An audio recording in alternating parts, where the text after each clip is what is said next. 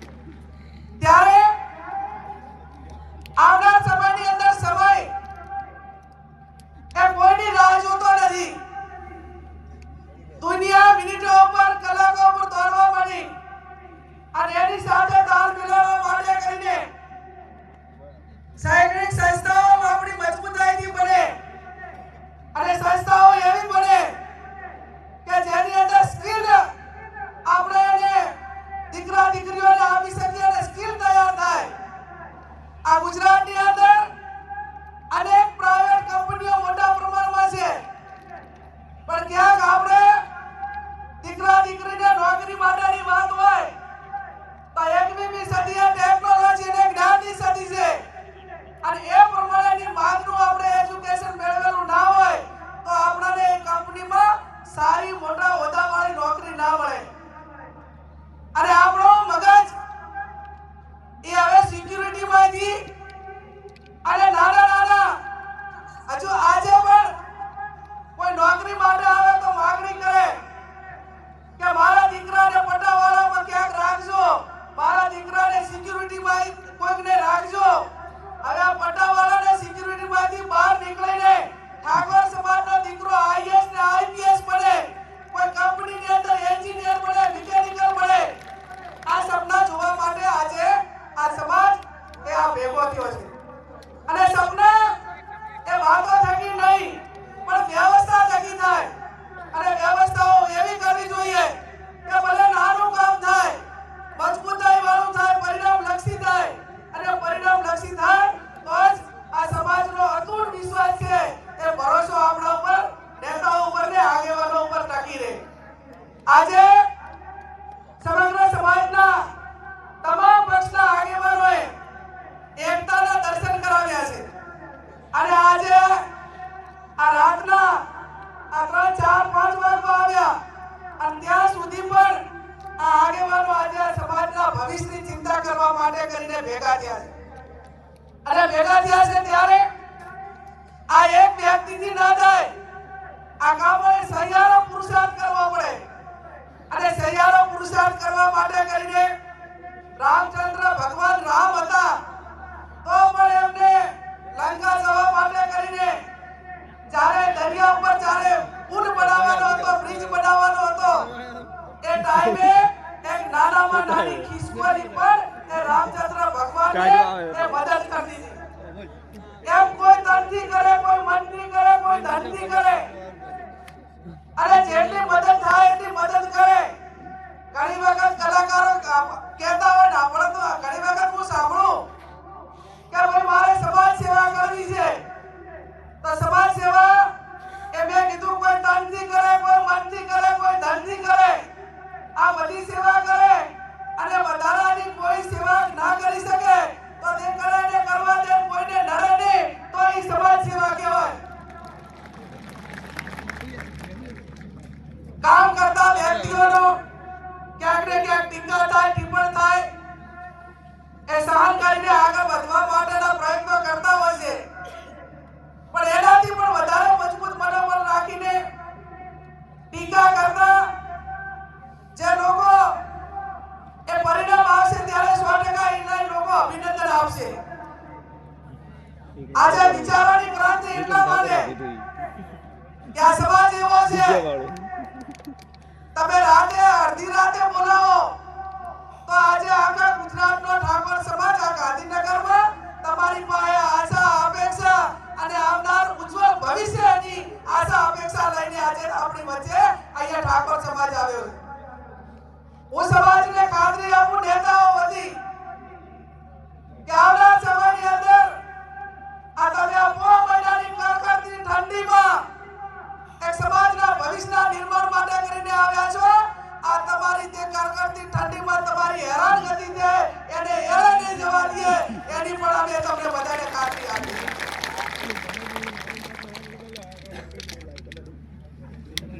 આવતીકાલે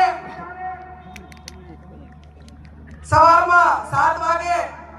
સરસ્વતી માતાના ધામનું શૈક્ષણિક સંકુલનું હવે આજ થઈ ગયું, હમણાં કલાક 2 કલાક પછી 1 કલાક પછી સરસ્વતી માતાનું ધામનું ખાતમુહૂર્ત એ થવા જઈ રહ્યું છે. હું અપેક્ષા રાખું સ્ટેટના સર્વ મહાનુભાવો પાસે કે અલ્પેશભાઈ અને સરકારે એમના માધ્યમથી જે જગ્યા સંસ્થા માટે સમાજને આપી છે એનું ખાતમુહૂર્ત આજે 1 કલાક પછી કરવાનું છે, પણ એનું ઓપનિંગ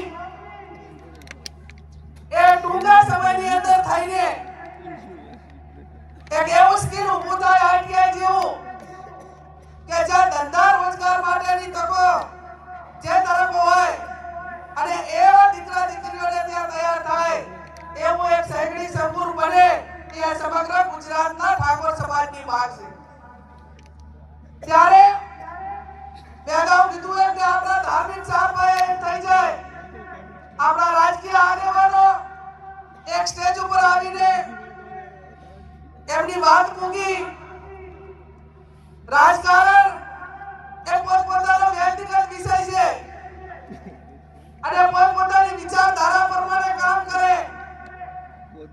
પણ સમાજનું કામ હોય, શિક્ષણનું કામ હોય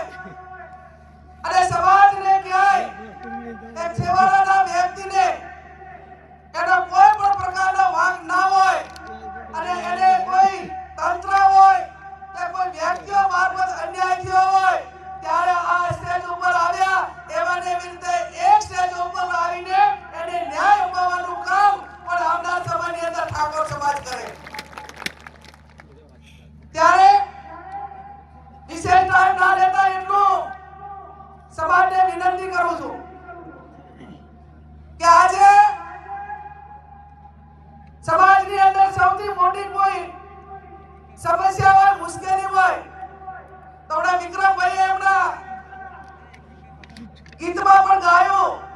કે બાળ લગ્ન અટકાવો, અને આ બાળ લગ્નના હિસાબે આવનાર પેઢી એક કુપોષિત પેઢી, એક તંદુરસ્ત પેઢીનું નિર્માણ નથી થતું અને એના મૂળમાં કોઈ જવા માટેનું કોઈ કારણ હોય તો તાલુકે ઠાકોર સમાજની દીકરીઓને ભણાવવા માટેની હોસ્ટેલોનું નિર્માણ થાય અને આજ સમાજ સંકલ્પ કરે કે 12મા ધોરણ સુધી અમે દીકરીને ભણાવ્યા પછી દીકરીના પીળા હાથ કરાવશું અને 12મા સુધી ભણે એટલે એની ઉંમર 18 વર્ષ થઈ જાય, પણ એનાથી પહેલા આ હોસ્ટેલોનું નિર્માણ કરવું જરૂરી એટલા માટે છે કે ટેકનોલોજીના જમાનાને કારણે ક્યાંક ને ક્યાંક મા-બાપ એ દીકરીને સુરક્ષિત રીતે ભણવા માટેની ક્યાંક ને ક્યાંક જગ્યા શોધે છે. એ જગ્યા પૂરેપૂરી મળી રહે એના માટે કરીને દરેક તાલુકાએ કન્યા હોસ્ટેલના નિર્માણ થાય એ પણ આજના દિવસે આ આગેવાનોએ સમાજનો સંકલ્પ લેવાનો છે અને સંકલ્પ લેવાનો છે ત્યારે આપણા દીકરા દીકરીઓ એ બંનેને રોજગારી મળે. સમય એવો છે કે દીકરી પોતે સ્વનિર્ભર રીતે એ આર્થિક રીતે સક્ષમ બને અને આર્થિક રીતે સક્ષમ બને એટલા માટે નોકરી હોય, નાનો મોટો ધંધો હોય, એ પોતે ભણેલી હોય તો એને પોતે રસ્તો કાઢીને કઈ નાના મોટી પરિવારમાં તકલીફ હોય તો પણ એ પરિસ્થિતિનો મુકાબલો કરીને સૌમાં ભેર જીવે. અને એટલા માટે આવનાર સમયમાં મહિલાઓની રોજગારી કઈ રીતે વધે એ વ્યવસ્થાને વિચાર કરવાની પણ અત્યારે માંગ છે. હું ઘણી વખત ગામડાની અંદર જાઉં ત્યારે મારી પાસે રજૂઆતો આવે અને હમણાં મને 12 મહિના પહેલા એક વ્યક્તિએ કીધું અને મને પોતાને સમાચાર મળ્યા કે તમે આ 5 વીઘા જમીન હતી એ તમે ગીરવે કેમ મૂકી અને તમે આર્થિક રીતે કઈ ગીરવે મૂકે એવી પરિસ્થિતિ તમારી નથી, સારી છે, તમે અમદાવાદ રહો છો અને છતાં જમીન કેમ ગીરવે મૂકી? તો કે બેન આપણા સમાજમાં હકુ આવે અને દીકરીનો કોઈ દીકરાની હગાઈ પૂછે તો દીકરીના મા-બાપ પહેલું એવું કે મારી દીકરી ખેતરે નહીં જાય, મારી દીકરી ખેતરે નહીં જાય એવી વાત મૂકે તો પછી મારે જમીન રાખીને શું કરવાની? એટલે મારો કહેવાનો અર્થ એટલો છે કે દીકરીઓને કેળવણી એવી આપો કે કોઈ પણ મોરચે લડી લેવાની તાકાત ધરાવતી દીકરીઓ આપણા સમાજની અંદર હોય, ચાહે ખેતીવાડીનું કામ હોય, ઘરકામ હોય, નોકરીનું હોય, સ્વનિર્ભર હોય, તમામ પ્રકારનું કોઈ એવી વસ્તુ ના હોવી જોઈએ કે જે કામ ઠાકોર સમાજની દીકરીને ના આવડતું હોય. એની સંપૂર્ણ રીતે કેળવણી થાય એ આ વર્તમાન સમયની માંગ છે. ત્યારે આજે આમ તો અમે દિયોદરની શરૂઆત કરી હતી. બધા તમે બધા એમ કહેતા આ ઓડિયન્સ તમે બધા બેઠા સમગ્ર ગુજરાતમાં કે અમારે બધા એમની નીચેવાળા તો બધા એક ના, પણ તમે મોટા મોટા માણસો બધા ધારાસભ્યો, માજી ધારાસભ્યો, બધા મેળ આગેવાનો છે, સમાજ સેવક વાળા બધા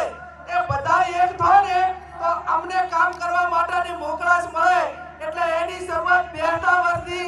દિયોદર મુકામે કરી, બનાસકાંઠાએ કરી, ત્યાંથી કરીને બીજા સંમેલનો થયા અને સમાજના ખર્ચા એ ઓછા થાય, સમાજ એ આર્થિક રીતે બરબાદ ન થાય એના માટે કરીને ઉત્તર ગુજરાતના 3 જિલ્લાએ સામાજિક બંધારણ જે તૈયાર